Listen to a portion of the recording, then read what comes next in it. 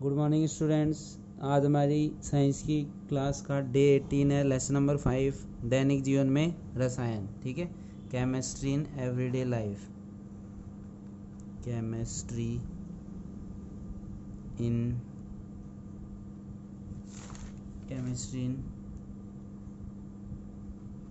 Everyday life.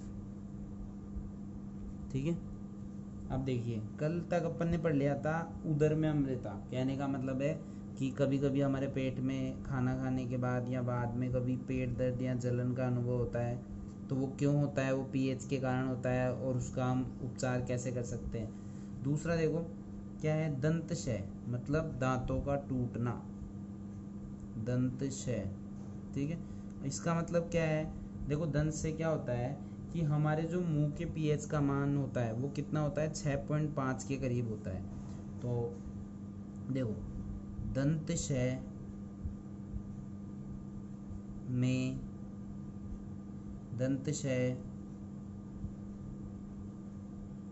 मुंह का pH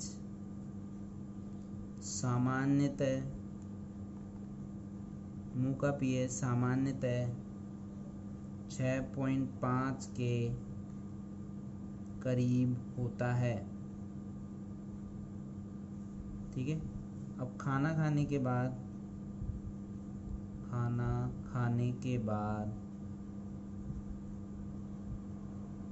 मुंह में उपस्थित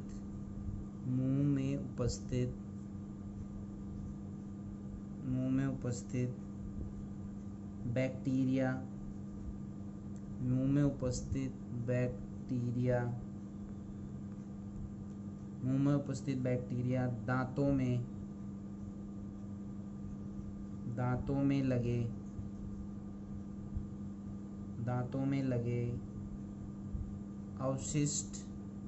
में लगे अवशिष्ट भोजन से क्रिया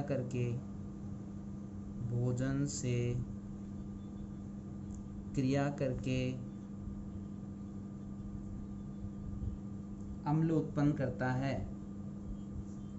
अम्ल उत्पन्न करता है जो कि मुंह के पीएच का मान मुख की पीएच का मान कम कर देता है। ठीक है, मुंह के पीएच का मान क्या कर देता है? कम कर देता है। अब जैसे ही मुंह के पीएच का मान कितना हो जाए, पीएच का मान अगर 5.5 से कम हो जाए, 5.5 से कम होने पर दांतों के इनेमल का क्षय होने लगता है।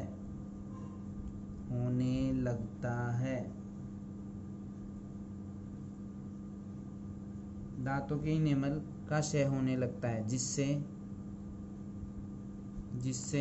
दंतशय होता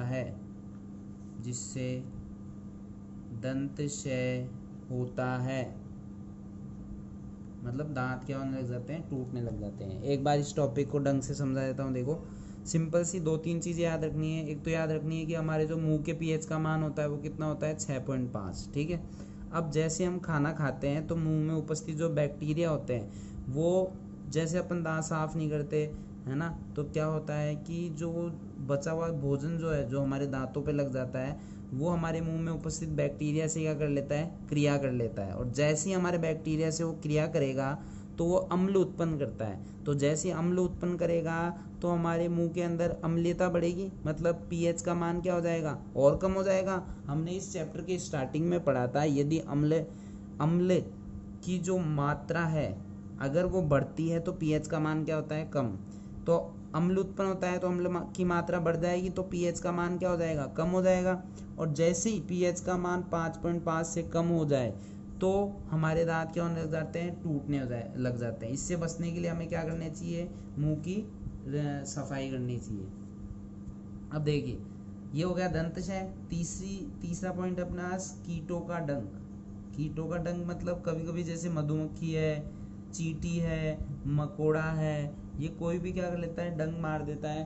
तो हमारे जिस जगह डंक मारा है जलन का अनुभव होता है।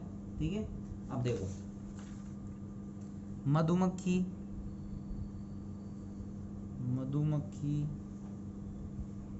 चींटी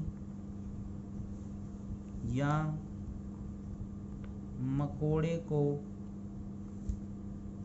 मकोड़े किसी भी प्रकार के कीटों का डंक हो तो ये क्या करते हैं, अम्ल उत्पन्न करते हैं।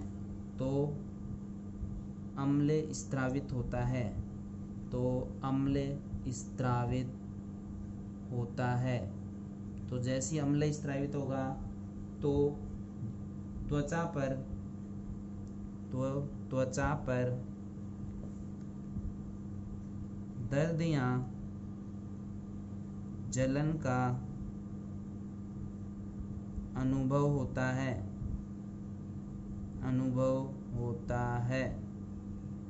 ठीक है, दर्द या जलन का अनुभव होता है। ठीक है, अब हमें क्या करना पड़ेगा, दर्द या जलन का अनुभव उस समय हमें क्या करना पड़ेगा, भाई अम्ल की मात्रा ज़्यादा हो गई तो उसमें क्या करना पड़ेगा, क्षार डालना पड़ेगा। तो उससे बचने के लिए हमें क्या करना पड़ता है, क्षारकीय लवण जैसे NaHCO3। ये NaCO3 क्या होता है, sodium hydrogen carbonate. Sodium hydrogen carbonate का प्रयोग उस स्थान पर किया जाता है, उस स्थान पर कर अम्ल को निष्क्रिय किया जाता है।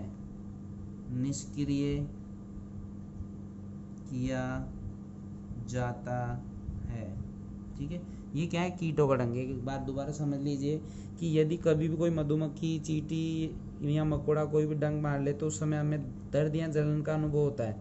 तो उस समय हमें क्या चाहिए, हमें क्षारकीय लवण का इस्तेमाल करना चाहिए, जैसे कि NaCO3। NaCO3 क्या होता है, Na मतलब सोडियम, H मतलब हाइड्रोजन, CO3 मतलब कार्बोनेट। इनका उपयोग जैसे हम करेंगे तो दर्द एवं जलन का अनुभव क्या हो जाएगा, कम हो जाएगा। तीसरा अपने पास पॉइंट है अम्ल वर्षा।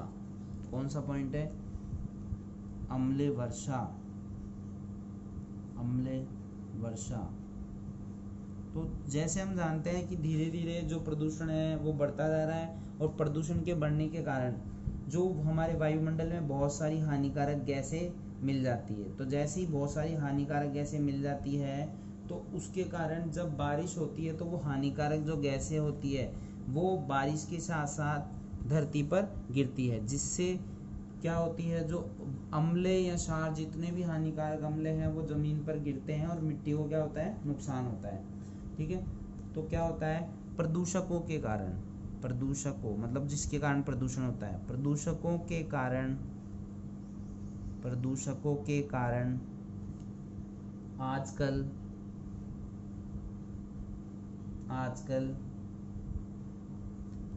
वर्षा का pH कम होने लगा है, जिससे होने वाली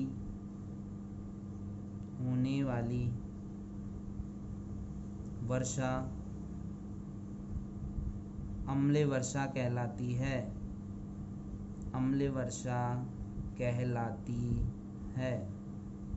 होने वाली वर्षा अम्ल वर्षा कहलाती है, जिससे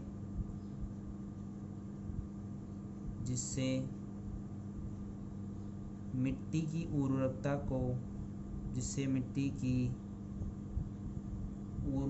को या फिर मिट्टी प्रभावित होती है, मिट्टी प्रभावित होती है,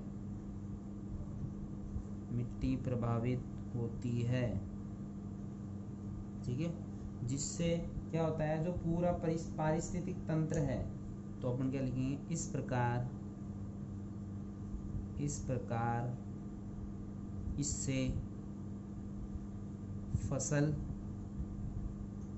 इससे फसल जीव से लेकर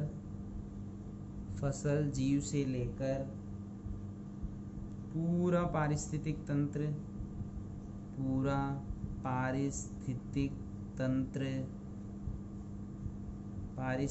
तंत्र प्रभावित होता है,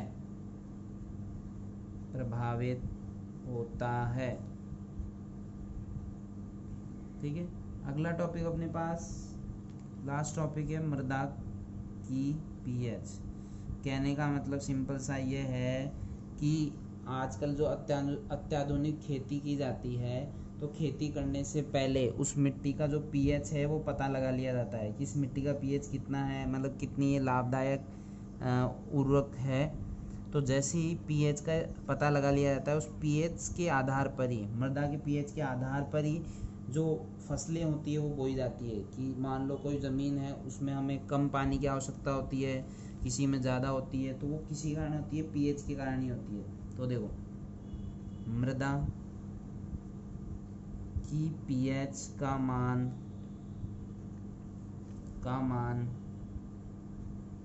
ज्ञात करके, पीएच का मान ज्ञात करके फसल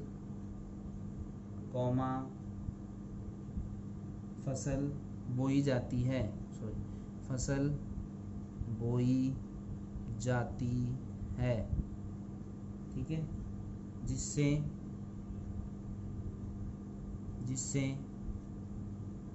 उपयुक्त उर्वरक का प्रयोग किया जा सके,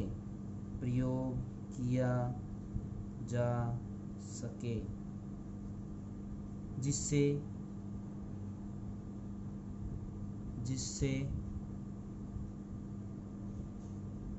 अच्छी फसल की प्राप्ति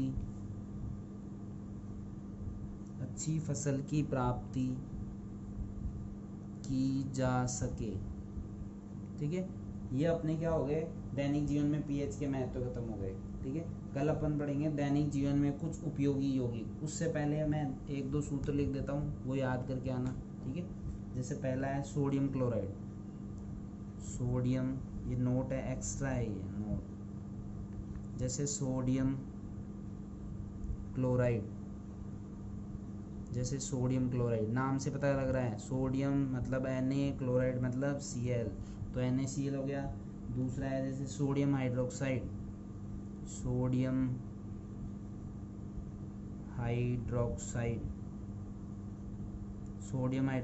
तो इसका सूत्र क्या होता है, NaOH, ठीक है। तीसरा है अपने पास विरंजक चूर्ण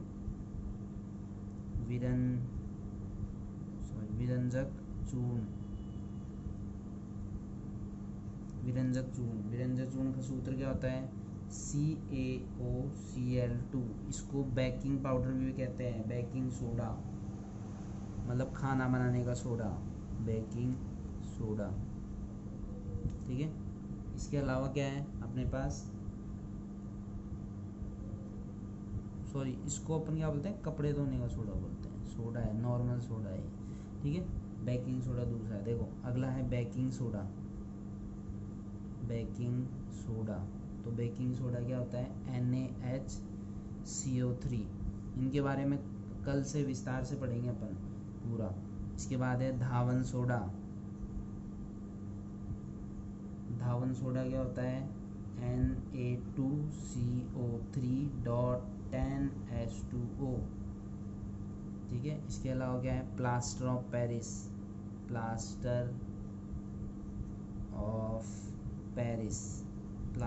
पेरिस, ठीक है। तो इसका भी सूत्र क्या होता है, SO4 डॉट हाफ H2O।